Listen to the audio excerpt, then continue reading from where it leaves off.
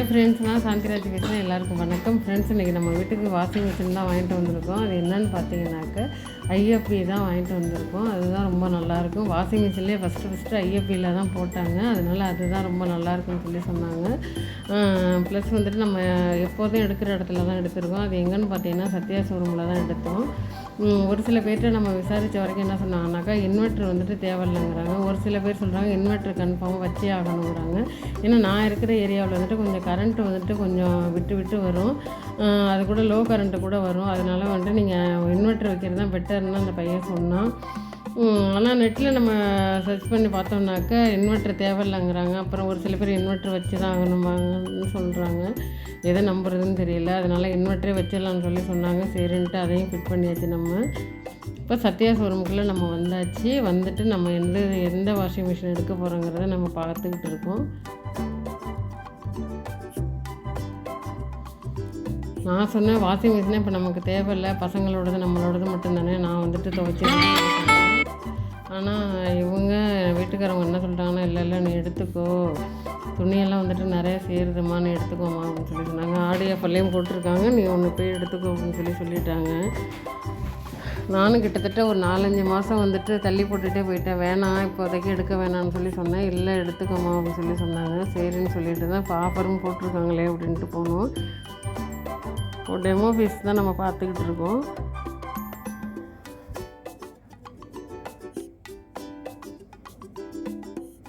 என் பையன் குட்டி பையன் என்னான்னு பார்த்தீங்கன்னாக்கா வீடியோ எடுங்கம்மா அப்படின்னு சொல்லிட்டு அப்படியே அழகாக அப்படியே ஜாலியாக ஒரே ஷோரூம்குள்ளேயே ரன்னிங் தான் ஓடிட்டு இருந்தாப்புல. இப்போ நான் ஓப்பன் பண்ணுற வாஷிங் மிஷின் தான் நம்ம எடுத்திருக்கோம். அதுக்கு முன்னாடி உள்ளது பிளாக்காக அது 7 kg. இப்போ நான் ஓப்பன் பண்ணுறது வந்துட்டு 8 kg. ரொம்ப நல்லா இருக்குன்னு சொல்லி சொன்னாங்க. இந்த பிளாக் எடுக்கலாமா ஒயிட் எடுக்கலாமா, ரெண்டுக்கும் என்ன வேரியேஷனுங்கிறத சேல்ஸ் எக்ஸிக்யூட்டிவ் வந்து சொல்லி கொடுத்துக்கிட்டு இருந்தாங்க. இதை எடுத்தால் என்ன நமக்கு பெனிஃபிட்டுங்கிறத சொன்னாங்க. ஆனால் அவங்க சொன்ன வரைக்கும் நம்ம பார்த்த வரைக்கும் பார்த்திங்கனாக்க எனக்கு வந்து அந்த டச் மாடல் தான் ரொம்ப பிடிச்சிருந்துச்சி. இவங்களும் டச்சே எடுத்துக்குன்னு சொல்லிட்டாங்க. நாங்கள் எடுக்க போன அன்றைக்கே எங்கள் கூட சேர்த்து ஒரு 3-4 பேர் வந்து எடுத்துகிட்டு இருந்தாங்க. அவங்க வேறு கம்பெனியில் எடுத்துக்கிட்டு இருந்தாங்க. நமக்கு வந்துட்டு ஐஎஃப்பி தான் வந்துட்டு ரொம்ப பிடிக்குங்கிறதுனால நம்ம அதையே எடுத்துகிட்டு வந்தாச்சு. அந்த கம்பெனி தான் நல்லாயிருக்குன்னு சொல்லி சொன்னாங்க.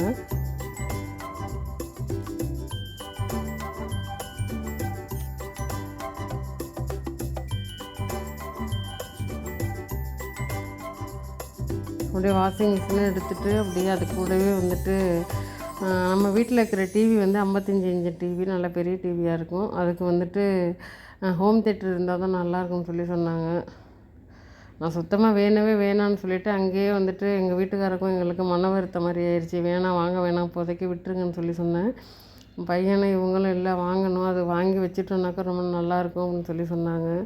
மாடே வாங்கியாச்சு, மூக்கணாங்க கயிறாக வாங்க முடியாது அப்படிங்கிற மாதிரி நம்ம அவ்வளோ ரேட்டு உள்ள டிவியை வாங்கியாச்சு. இப்போ என்ன ஹோம் தியேட்டர் வாங்குறதுல என்ன, அதெல்லாம் ஒன்றும் இல்லை அப்படின்னு சொல்லி சொன்னாங்க. சரின்னு சொல்லிவிட்டு அதையும் வாங்கியாச்சு.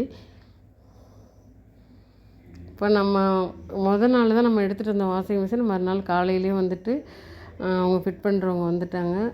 வந்து நம்ம எப்படி யூஸ் பண்ணணுன்னாங்க. அவங்கள்ட்டே வந்துட்டு லிக்விட் வந்துட்டு ஐஎஃப்பிலே வந்து போட்டிருக்காங்க. அந்த லிக்விட் யூஸ் பண்ணால் தான் ரொம்ப நல்லதுன்னு சொல்லி சொன்னாங்க. வேறு லிக்விடு நம்ம ஊற்றுறதுக்கும் இந்த ஐஎஃப்பியில் போட்டிருக்க லிக்விடு போடுறதுக்கும் வித்தியாசம் நிறையா இருக்குன்னு சொல்லி நல்லா தெளிவாக சொன்னாங்க.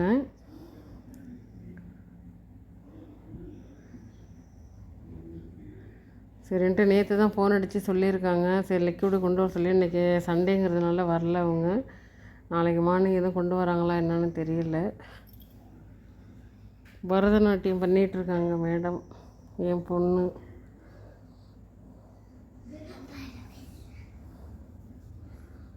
வாங்கிட்டு வந்து அவங்க ஃபிட் பண்ணிவிட்டு போன உடனே மறுநாள் காலையிலே நம்ம துணியை போட்டு விட்டாச்சு.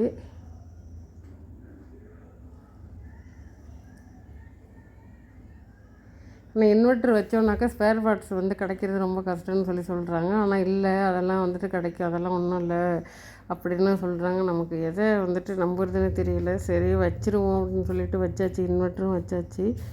இன்னும் கரண்ட்டு வந்து இந்த ஏரியாவில் வந்துட்டு ரொம்ப கம்மியாக வரும், அதனால் நம்ம வச்சாச்சு. இதில் வைக்கணும், நம்ம காட்டன் துணிக்கு எவ்வளோ அப்படின்னு சொல்லிட்டு நம்ம நார்மலாக துணி போடுறது வந்துட்டு 1.9 நிமிஷம் கொடுத்துருக்காங்க. வாரண்ட்டி வந்துட்டு 4 years கொடுத்துருக்காங்க.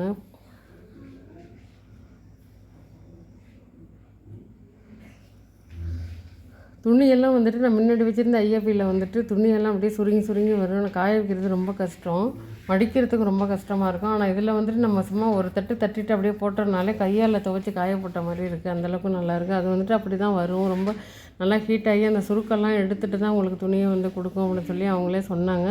அதே மாதிரி தான் வந்துட்டு துணியும் வந்துச்சு. ரொம்ப நல்லா இருந்துச்சு. 2 டேஸுக்கு ஒரு டைம் போடுற மாதிரி தான் இருக்குது. துணி இப்போ நல்லா ஓடிடுச்சு. நம்ம எடுத்தாச்சு.